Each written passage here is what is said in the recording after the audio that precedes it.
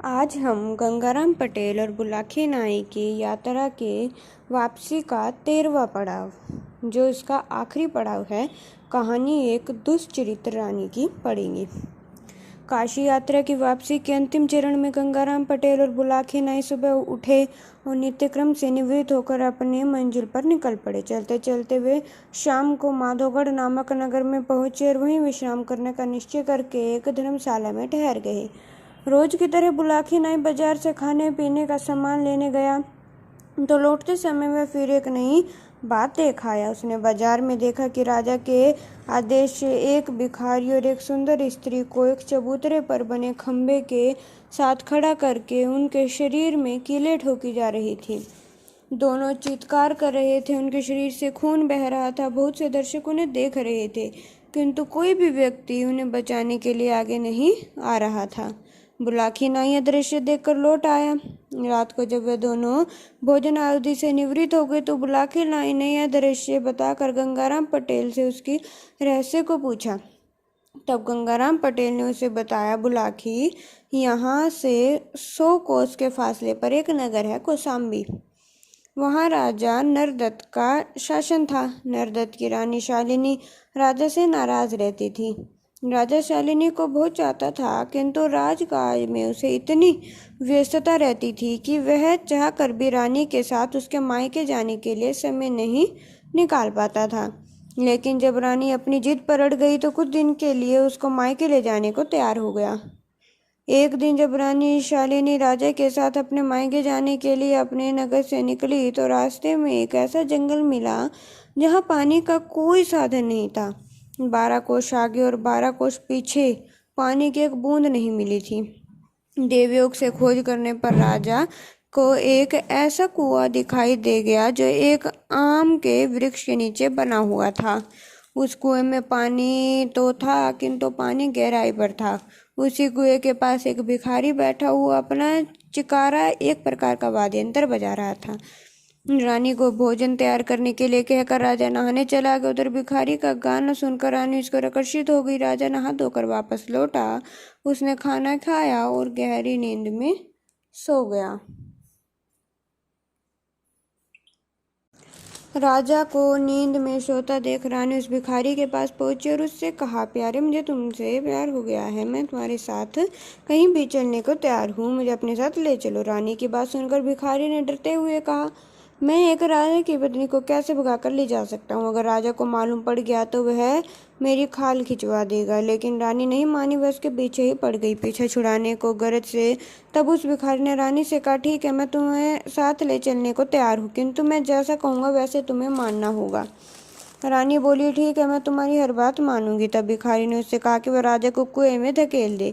भिखारी का कहना मानकर रानी सोए हुए राजा के पास पहुंची और उसे झकझोर कर उठाया और उससे बोली, मुझे बहुत जोरों की प्यास लगी है, अब कुएं में से मेरे पीने के लिए पानी ला दीजिए।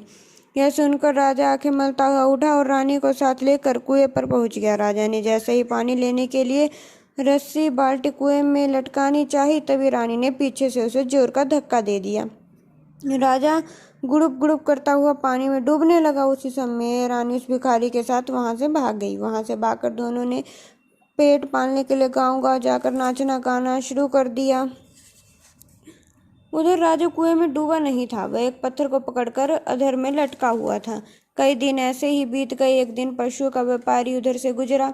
उसके पास बहुत से मवेशी थे जिनके गांठों पर अनाज लटका हुआ था। उसने कुएं से जल खींचने के लिए रस्सी बाल्टी लटकाई तो राजा ने उस रस्सी को पकड़ लिया। राजा से वह पशुओं का व्यापारी ताकत लगा रहा था, लेकिन रस्सी उसे खींच नहीं रही थी। उसने कुएं के भीतर जाकर तो दाएं हाथ बाल्टी पकड़े उसे दिखाई दिया। तब उसने अपने साथियों की मदद से राजा को बाहर निकाला। उसने उस पशुओं के व्यापारी को अपनी आप बीती सुनाई। पशुओं के व्यापारी ने उसे आश्वासन दिया कि वह राजा को अब उसके राज्य तक पहुंचाएगा, लेकिन राजा ने मना कर दिया। वह बोला, तुमने मेरे प्राण बचाए हैं, अब से यह जीवन तुम्हारे लिए, मैं तुम्हारे साथ ही रहूंगा। तब से राजा भी उस पशु व्यापारी के साथ गांव-गांव, शहर-शहर भटकने लगा। एक दिन एक शहर में उसने नजमा जुटा देखा। उत्सुकतापूर्वक वह भी नजमा देखने पहुंच गया। वहां क्या देखता है कि उसकी रानी ठुमक ठुमक कर नाच रही है और वह भिखारी गीत गा रहा है। रानी ने राजा को पहचान लिया था। उसे देखकर बहुत आतंकित हो उठी। वह सोचने लगी कि वह डूबने से कैसे बच गया।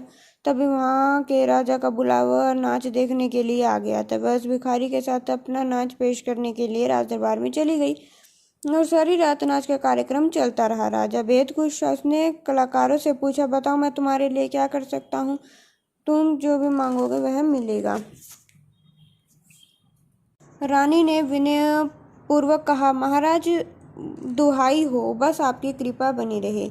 हमें रुपया पैसा कुछ नहीं चाहिए। राजा बोला, हम बहुत प्रसन्न हुए, तुम्हें सच्चे कलाकार लगते हो, पर तुम्हें तो मांगना ही पड़ेगा। हमारे दरबार में कोई खाली हाथ नहीं जा सकता। यह सुनकर रानी बोली, महाराज अगर आप कुछ देना ही चाहते हैं तो एक काम करें, आपके राज्य में एक पशुओं का व्यापारी आया हुआ है, उसके साथ एक नौकर भी है, आप उस नौकर को फांसी चढ़ा दें।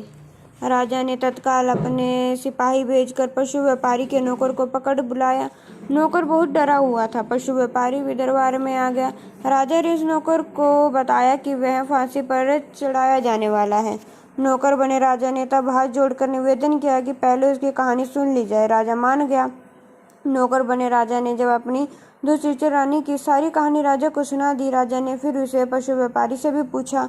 उसने भी बताया कि किस तरह उसने राजा को कुएं से निकाला था। सारी बातें जानकर राजा को बहुत गुस्सा आया। उसने आदेश दिया कि राजा नरदत्त को सम्मान पूर्वक उसके राज्य में पहुंचा दिया जाए और उसकी दुष्चरित्र पत्नी और उस भिखारी को खंभे से बांधकर उनके शरीर में कीलें ठोक दी जाएं। इतनी कहानी सुनाकर गंगाराम पटेल बोला, बुलाकी, अब तो सारी शंका का समाधान हो गया होगा।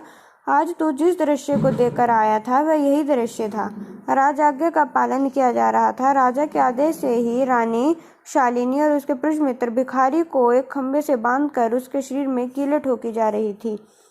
अब तू आराम से सो जा और मुझे सोने दे। सुबह उठकर अपने गांव चलेंगे, अपने यारों प्यार से मिलेंगे। इतने दिन बाहर रहे हैं, कुछ उनकी सुनेंगे, कुछ यात्रा के अपने अनुभव उन्हें सुनाएंगे। कहकर पटेल ने आंखें बंद कर ली।